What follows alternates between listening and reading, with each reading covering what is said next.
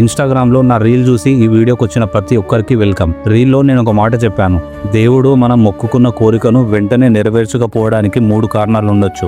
ఆ మాట చాలా మందిలో ఆసక్తిని కలిగించింది.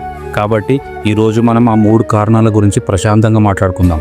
కానీ దానికి ముందు ఒక విషయం, ఈ వీడియో ఎవరి నమ్మకాన్ని మార్చడానికి కాదు, ఆశ కోల్పోయిన వాళ్ళకి ఒక చిన్న ధైర్యం ఇవ్వడానికి మాత్రమే. సో మొదటి కారణం, దేవుడి సమయం మన సమయం ఒకటి కాదు. మనందరికీ జీవితంలో ఒక కోరిక ఉంటుంది.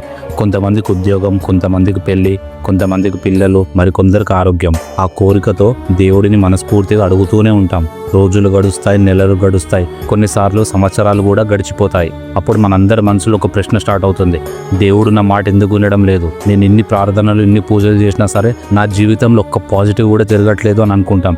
కానీ ఒక్కసారి నువ్వు ప్రకృతిని గమనించు. ఒక రైతు ఈరోజు విత్తనం వేస్తే రేపే పంట కోయలేడు.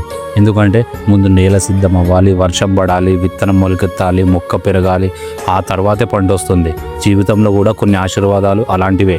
మనం ఆలస్యం అనుకునేది కొన్నిసార్లు సరైన సమయం కోసం ఎదురుచూపు మాత్రమే. వెనక్కి తిరిగి చూసినప్పుడు అప్పుడే జరుగుంటే బాగుండేది కాదేమో అని అనిపించిన సందర్భాలు కూడా చాలా మందికి ఉంటాయి.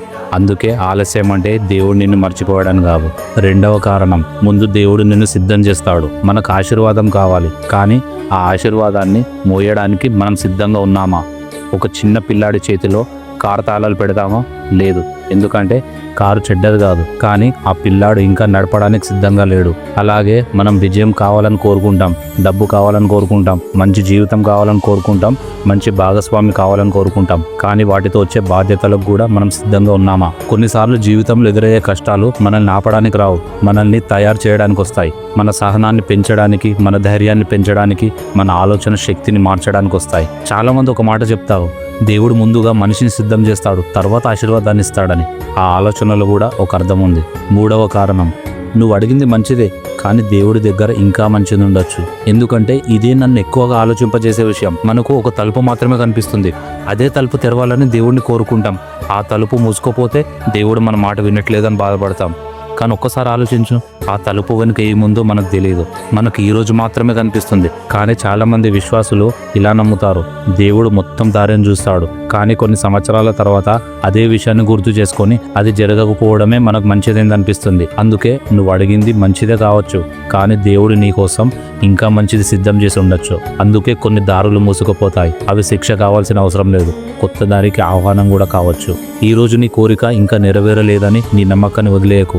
నీకు కనిపించకపోయినా జీవితంలో ఏదో ఒక మార్పు నిశ్శబ్దంగా జరుగుతూనే ఉండొచ్చు. కొన్నిసార్లు మన సమాధానం ఇది కాదు, ఇంకా మంచిది ఉండొచ్చు, ఇలా కాదు, ఇంకా మంచిగా జరగచ్చు. ఒక పాజిటివ్ మైండ్ సెట్ని మనం బిల్డ్ చేసుకుంటూ ఉండాలి. ఏ రోజు కూడా ఆశను వదలొద్దు, నీ ప్రయత్నాన్ని ఆపొద్దు, నీ నమ్మకాన్ని కోల్పోవద్దు.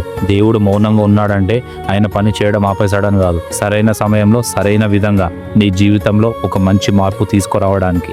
ఈ వీడియో నీకు జీవితంపై ఒక చిన్న ఆశనిచ్చి ఉంటే ఆశ కోల్పోయి ఉన్న వ్యక్తికి షేర్ చేయండి. కొన్నిసార్లు ఒక మంచి మాట ఒక మనిషి జీవితాన్ని మార్చేస్తుంది. ఇలాంటివి మనకు దగ్గరైన స్పిరిచువల్ టాపిక్స్ మీద ఇంకా వీడియోస్ చేస్తూనే ఉంటాను. బన్నీ ఫ్లై హై ఛానల్ని సబ్స్క్రైబ్ చేయడం మాత్రం మర్చిపోవద్దు. Be happy, be positive. Bunny Fly High signing of.